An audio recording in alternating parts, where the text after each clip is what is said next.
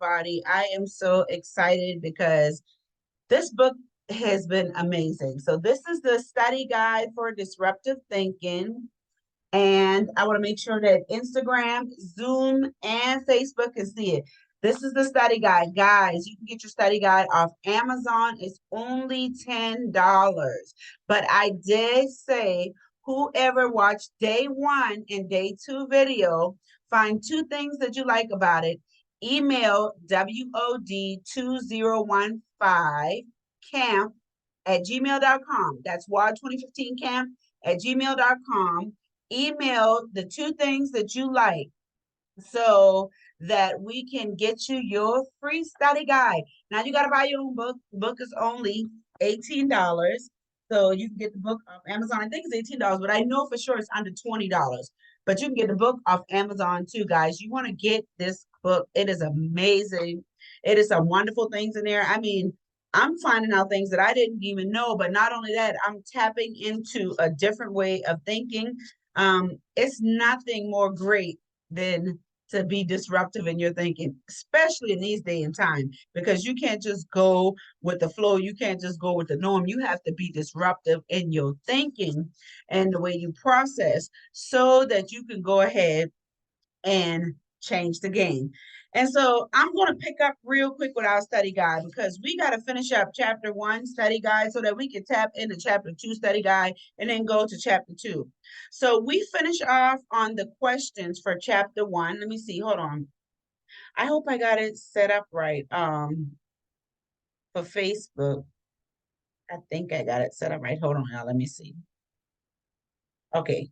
I think I got it set up right. So chapter 1, the question was chapter 1, disruptive thinking, offers several examples of disruptor thinkers, including Elon Musk, Lena Horne, Abraham Lincoln, Jesus, and Mahalia Jackson. The question was, which one of those examples resonated most strongly with you and why? So, guys, I want you to put in the daily book read group which example resonated most with you. Like, which one really resonated most with you? And the reason why I asked that, because most people probably, if you're a child of God, you're going to pick Jesus. And of course, I love Jesus and Jesus loved me, but I did not pick Jesus in this one because I didn't want to go with the norm. The norm would be like, well, I'm going to pick Jesus because ain't nobody greater than Jesus. That is true. Nobody is greater than our creator. However, I went with Elon Musk. And let me explain to you why I went with Elon Musk. So my example was Elon Musk. And if you look back in the Disruptive Thinking book on page 17, he elaborated on some wonderful things about Elon Musk. So I'm going to just recap. One of the most transformative figures of our time is a classic example of a disruptive thinker, Elon Musk. While the debate over the existing of global warming and climate change raged and somehow continue to rage with volley sent back with volley setback and forth between the scientists and the politicians, Musk took an untrodden path. So that's the first key right there. He took an untrodden path. He didn't go with the norm. Like I said, y'all would have looked at that list. A lot of people would look at that list and be like, you know what? I'm going with Jesus because ain't nobody greater than Jesus. However, he took the untrodden path. So that was the first key that I thought was really great for someone that's disruptive in their thinking. He knew Americans thrive on capitalism above everything else. So he leaned into innovations and built electric cars that changed the game. So another thing, he changed the game. He didn't sit around debating with them. He talked about, while they debating, I'm about to figure out a solution. Making staggering amounts of money in the process, and he made some paper. So he changed. So hold up, let's recap. He took an uncharted path. So he did something that he wasn't used to doing and nobody else was doing. And then also, when he took the uncharted path, he solved the problem. And not only did he solve the problem, he made some paper.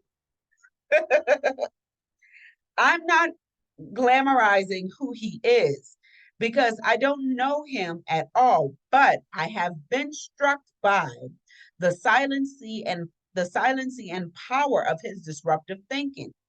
In the midst of an endless debate, he cut through it and appeared to the base nature of our capitalistic society.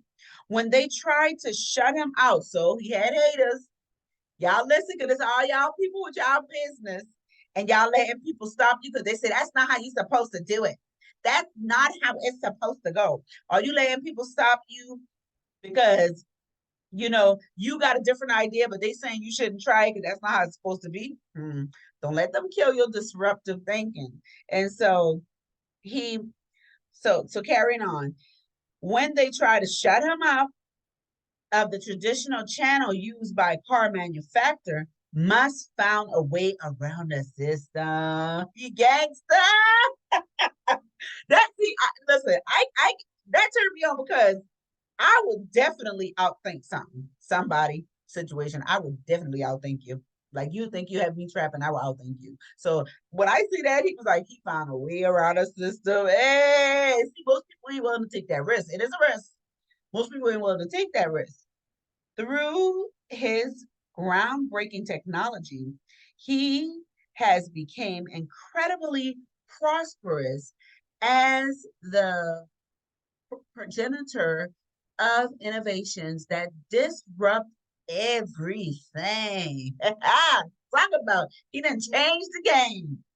Now everybody making electrical cars. Trendsetter. That's a sign of a trendsetter. When you're doing something that nobody else is doing, you might start out doing it a little bit like they're doing, but then you switch it up a little bit, like Coach said, getting litty. You tweak it a little bit. You tweak it. You learn it, implement it, and you tweak it a little bit. But he made electrical cars and semi-electrical cars. Disruptive don't take side, they take over. So that's why I choose Elon Musk, because he did what everybody else would do. See, like I said, I had used Jesus for an example because most people will probably say, well, I'm going with Jesus or whatever. I'm picking Jesus or whatever. But Elon Musk went with he went another route. He didn't go the route everybody else was going, which was debating and complaining. He was like, shoot, man, this is an opportunity. It's time for me to take over. So that's why I chose Elon Musk, because he changed the game. He was disruptive in his thinking. He solved the problem. He provided a solution, and he went around the system. Hey. So that was who I choose. And then another one of the question. I'm trying to get us finished with chapter 1, guys, so we can pick up on 2 at least tomorrow.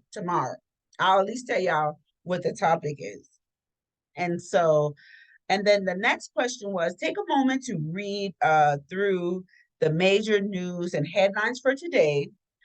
Who are some possible disruptive thinkers making an impact in the world right now? And so my list was like TD Jakes. Of course, Elon Musk is on my list. Steve Harvey, and then my coach, my marketing coach, Coach Stormy Nicole Wellington. I think that she's making impact in her Girl Hold My Hand group. Y'all join it if you haven't joined. It is amazing. We meditate. We get learning materials. We get beautiful connection. It's a wonderful community. So you guys go and sign up for the Girl Hold My Hand group. And then Steve Harvey is an amazing inspiration. And I think he's an amazing inspiration because he then went through every aspect of life, like every level, being broke, being poor, being wealthy, losing it, bouncing back again. Like he done went through every level, and he done been homeless for about 3 years, living in a car. I might not have the exact years right. I know it's about 3 or probably better, but he was living in a car, and look at him now. Like he was disruptive in his thinking. In other words, and in the back of his mind, he had it where I know life got to be better than this. I know that God has more for me than what I am seeing right now. So he was disruptive in his thinking too. And then of course, TD Jakes, y'all know he's like the balling preacher, balling pastor, entrepreneur since 11 years old, served 50 employees in his daddy company while operating a dialysis machine. Come on, somebody. It is amazing when somebody can tell your story I mean, we telling his story because his story can minister to all of us. But imagine the stories that we have that can help a lot of people too. Like kind of like this next question that says, a general sense, how do you typically respond to pain or trouble or circumstance? Remember when I told y'all about me taking a test and how it was very painful for me because I know I prayed and I studied and I acted faith and I still missed it by 1 point because you had to make 88 and I made it 84. That was very painful to me. And how I respond to it, of course, the natural side took a low place or whatever, but spiritually, I know that God paid no respect of person. I know that there's no good thing that God will withhold from me. So I know that it's already mine. I just got to put in a little more work. That's all. God, faith is there without work. So I got to put in a little more work. That's all, So I'm going to retake it, of course, because I'm going to try it again. Because we don't give up. We don't quit. Remember, Lisa Nichols, quitter don't quit. Winners don't quit. Winners don't quit and quitters don't win. And the reason why quitters don't win is because they quit. So we keep going. So how I respond to it is I allow myself to empty out the negative chatter. I allow myself to shed the tears if I have to, but I bounce back. I don't stay there. I don't stay crying for months about failing a test. I don't stay listening to the negative thoughts. Them thoughts might come up. You stupid, you dumb, you never be nothing, and blah, blah, blah. And I'll be like, yeah, once you finish filtering two, I'm beautiful and wonderfully made. I know that I'm wise because I got wisdom from God. And so I might not be smart, but God will help me. Help me. He will give me the words that the enemy can't gainsay or resist. So I know that I don't have to stay there because God already told me in his word He's going to give me a way of an escape. I know that I'm going to bounce back. I just believe I got the special bounce back anointing. Anybody can agree with me? So I just was like, I respond. I pray and I do the work because you got to do the work. You can't just pray. Like I can keep praying, oh God, let me pass this test and never study. And child, you'd be failing that test. You be feeling that test every time. So that was another one. And then a final common characteristic of disruptive thinkers is their ability not only to handle circumstances, but to keep pushing forward in spite of direct distractors. How about to say direction? Keep pushing forward in spite of distractors. Why is that necessary? Because people don't like to be disrupted. For that reason, among many others, disruptive thinkers run the risk of becoming unpopular, and not just unpopular, but outright disliked. They have to deal with obstacles thrown in their path by people who absolutely stand for the status quo. Indeed, looking through the lens of history, disruptive thinkers are often unappreciated until long after they've been laid to rest in the grave. Dang, that's all right, though. I'm cool. I've experienced this reality in many ways. Yeah, me too. Especially a lot of jokers that I help. Considering these thoughts from the disruptive thinking book.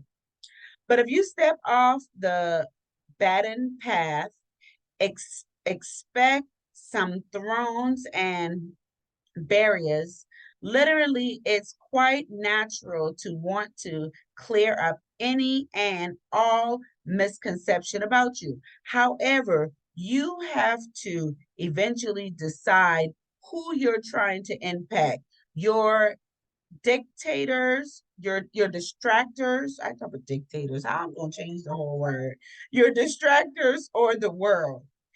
You could be disruptive thinkers while trying to negotiate peace settlements with people who want to define you by their disruption of you.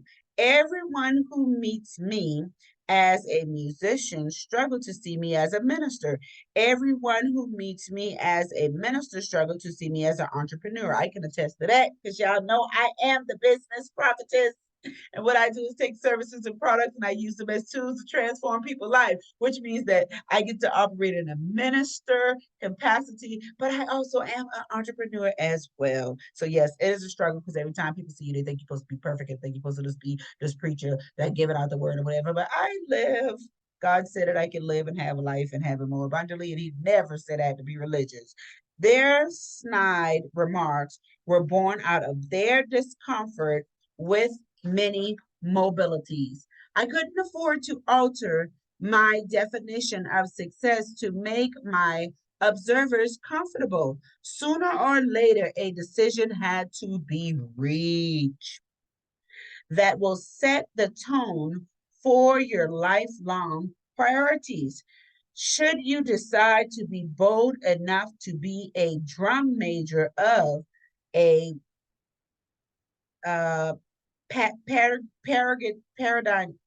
shift, you can't forever litigate the opinions of those who call fools and play from the bleachers.